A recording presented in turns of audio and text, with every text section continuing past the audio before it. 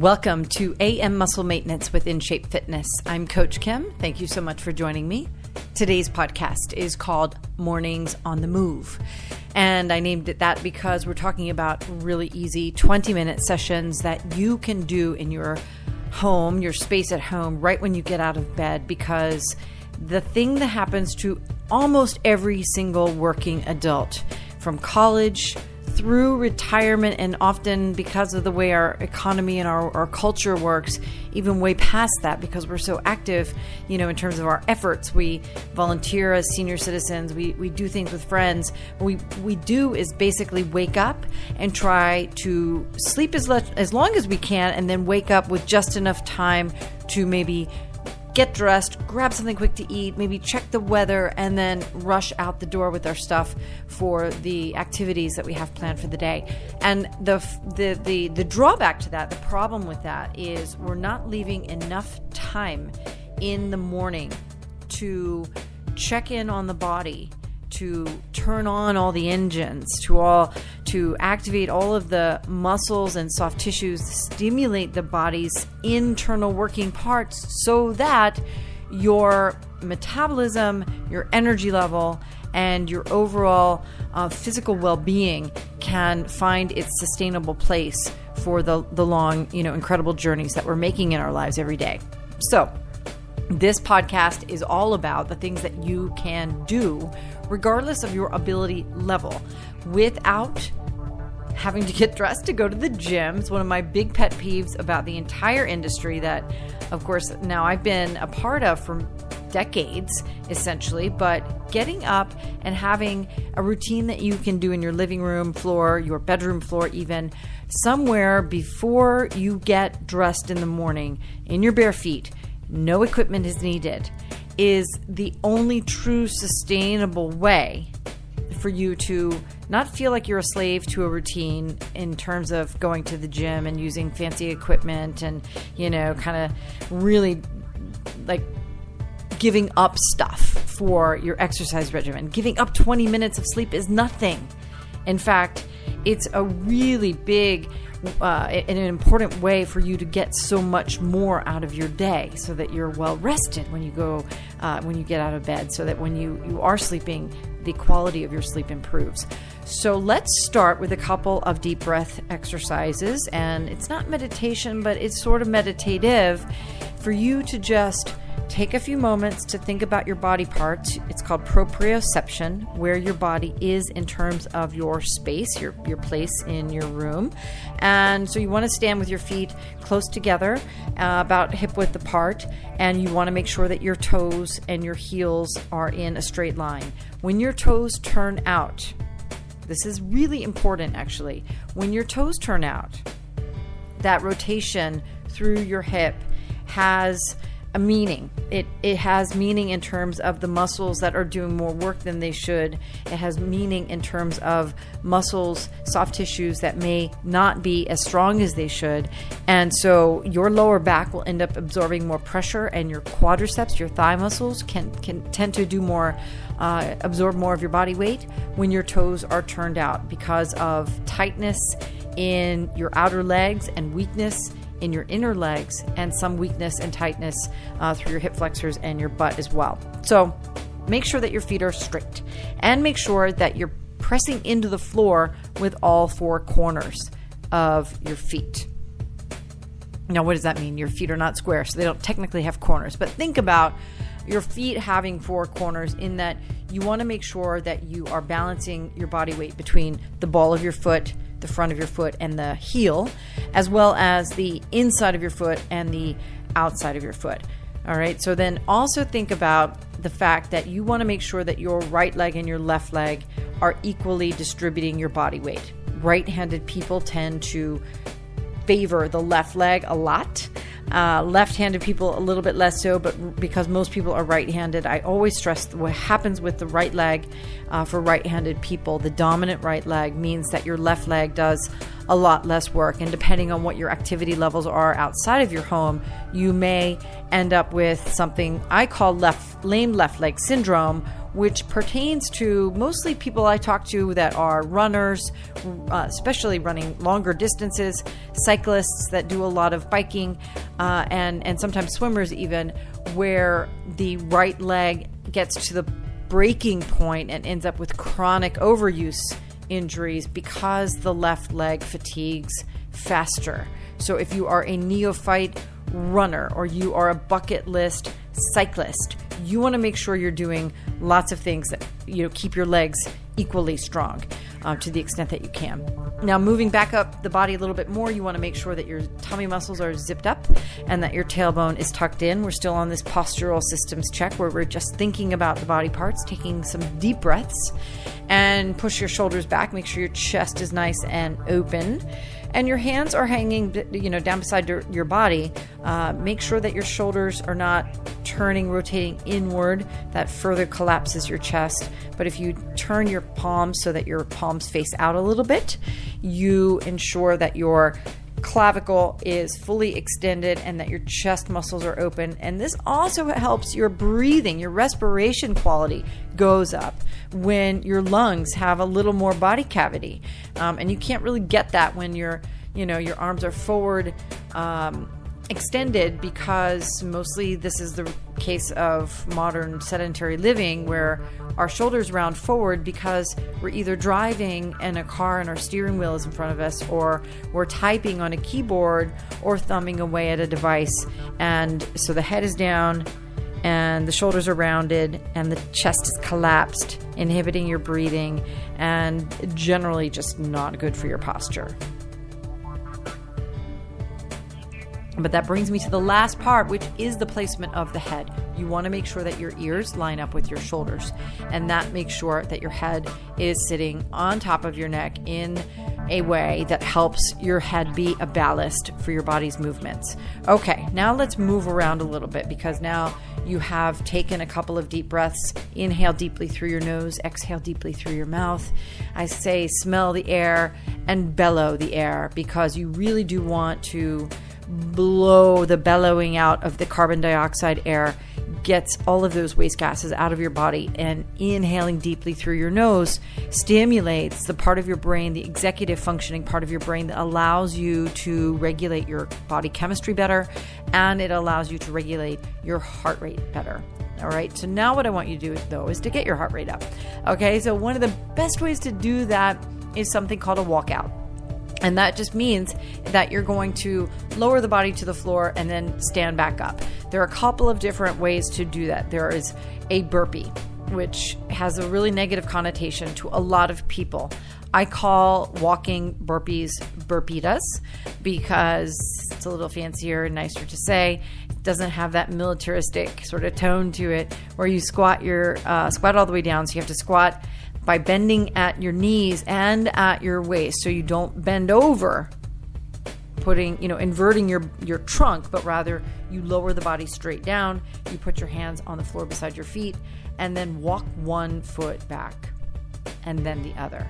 There's no need to jump your feet back, jump your feet forward, stand up with a jumping jack or whatever. All of that high intensity stuff is fine. If you want to do it, that's totally cool. But it's a nice way to activate your heart rate without blasting it quite so heavily in the mornings, especially when I'm still kind of sleepy when I get up and get to my living room floor. I might have had a little sip of water, and I do this every single day. I would not ask you to do something that I don't do myself. So burpees for about 2 minutes really does get your heart rate up, and you're about a minute in if you're doing them now. I've been talking about it for about a minute. So the one thing that is really great is to not worry about the number of burpees. You can certainly count it out. If you do count it out, count to 10, do 10 of them and see how you feel. I do everything 21 times, and I got this from the Tibetan rites that I modeled my own morning routine on. I actually start with the clockwise spin 21 times, which gets me a little dizzy. But it takes just a little more than a minute to do each of the 5 exercises. And that's essentially where I get to my roughly 15 to 20 minutes of work that I do in the mornings. All right. So that's a really great way to get your heart rate up. And it's one of the things that you want to make sure that you're doing. The other thing that's cool about this, the burpeeta, or if you want to do a walkout with your arms, you can also squat all the way down, walk your arms away from your feet. Instead of walking your feet, you can walk your arms. And there's even a combination move called an inchworm, where you walk your hands out first into a walkout push-up, and then you bring your feet forward and stand all the way up on the back side of the burpeeta. Stand up, but of course now you're facing the wrong direction, so you have to turn around 180 degrees, and then you can continue with the walkout push-up and then the burpeeta. The cool thing about the earthworm as well, especially considering the multi-dimensional movement that includes that 180 degree turn of the body, is a stimulation of your vestibular system. And it's why the spinning of the 5 Tibetans even exists. The reason that the Tibetan monks spun around has to do with the equilibrium of the inner ear. We modern human beings we're convinced that the only 2 speeds that we have for physical existence are sitting on the couch watching TV, or maybe reading a book, or going crazy in a gym and trying to shred our abs into 6-pack abs, which is for the most part totally unrealistic for everyone, including me. But if you activate the muscles in your body that do things like prevent falls and prevent pain and decomposition of your joints and the soft tissues, and prevent tightness and weakness in the soft tissues in your body as a regular course of your existence, you will be able to do more. You will not need these big gym workouts and major activities. If you want to do them, that's fine. But if you don't, you're not a slave to them if you do a little bit every single day. So what else can we do with you? Okay. That is really, really great to get the heart rate up every morning. The next thing that you really want to make sure that you're doing in the morning is a little bit of stretching. So let's get you into downward facing dog. If you need to, before you go to downward facing dog, even do a couple of cat camels to limber up your back. That's fine. In cat camel, you're on your hands and your knees. And before you move any body parts, make sure that you line up your wrists with your shoulders, and you line up your knees with your hips. Right? So this is your 4-legged animal. Now we're going backwards in evolution, down to the floor. You're in a cat. Scared cat means you roll up your spine like a scared cat and let your head drop like a bowling ball. And then you take a deep breath. And then as you exhale again, you lift your head in your chest and contract your lower back. So that just flexes and contracts the spine in the various points where it's able to and supposed to be able to do that. And then lift your knees up off of the floor and try to straighten the back of your legs so that you can stretch out the back a little bit more, stretch out the back of your legs, your hamstrings, as well as your calves. The calf muscles are really, really important in terms of your mobility and your stability standing upright.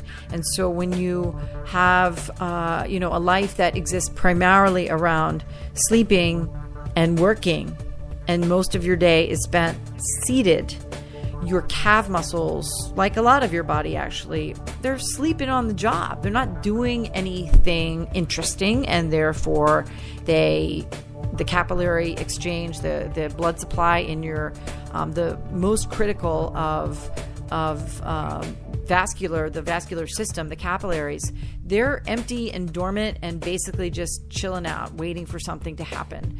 And by virtue of that, your neuromuscular response is deadened, and the atrophy can really set in at an earlier age. We're finding people's bodies, their physicality is diminished because we are spending so much time still.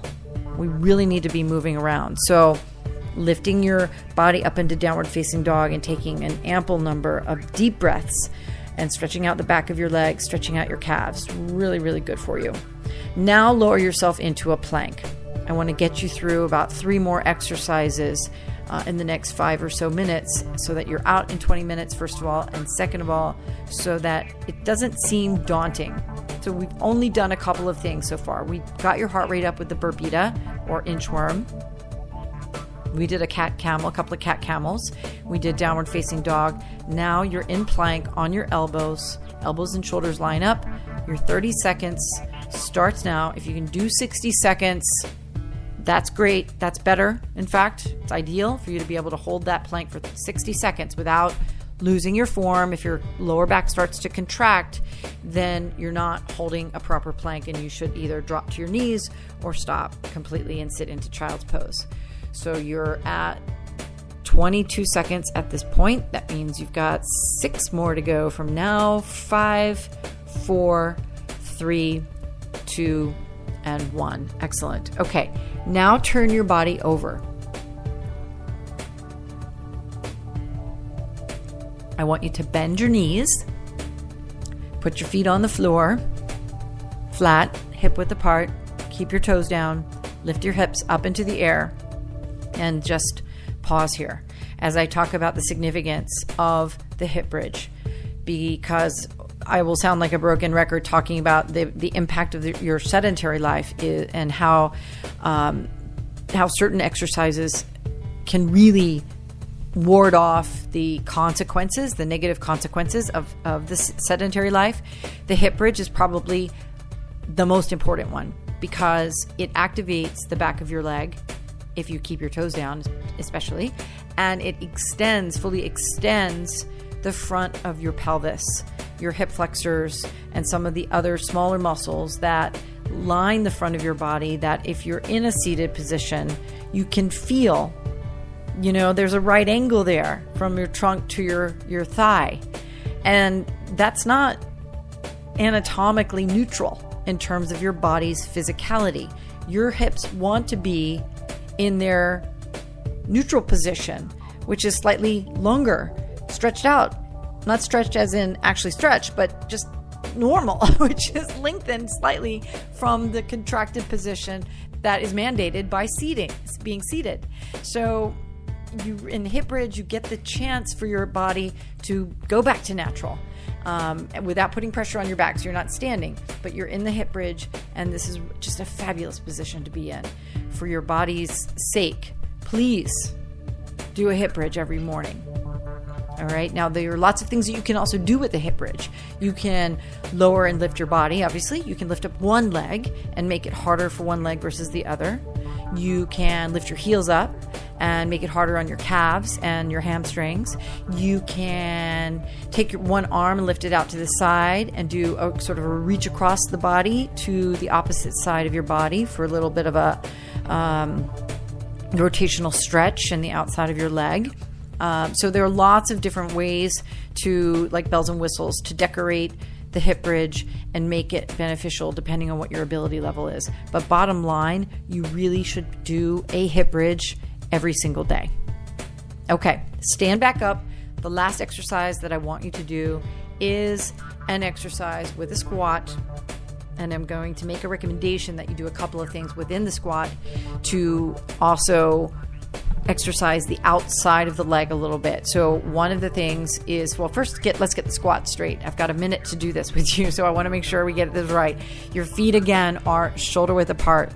When you sit down and into an imaginary chair or a real chair, you want to make sure that your knees don't go past the tips of your toes. Really important in terms of making sure we protect your knees.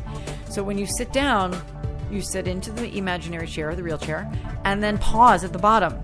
Don't just bounce back up, because you want your brain to catch up with the movement so that you can contract the muscles of your butt and use your butt to lift the body all the way up into your standing position. Instead of that, if you don't do that, your quadriceps, your thigh muscles, they're going to do the big load. They're going to do all the work. So you've got to make sure that you engage the butt.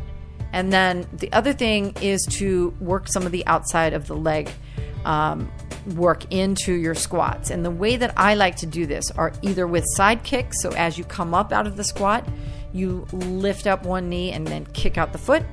Or if you don't want to do the kick, you can just do something we call a sumo squat, which is where you come up out of the squat and you just extend the leg up and out to the side.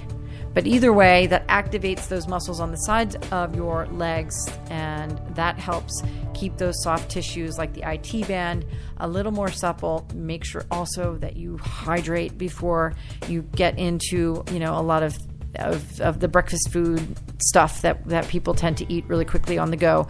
So stay hydrated, and let me know if you have any questions about this routine or any of the other podcast routines that we have. So again, it's every day in your bare feet, in your living room. We do a heart rate warm up where we do a burpeeta or an inchworm. We do a couple of stretches with your back, the cat camel, the downward facing dog, really easy, a plank, then a hip bridge, and then some squats. Super simple. Fancy them up however you like, and let me know if you have any questions. Have a great day.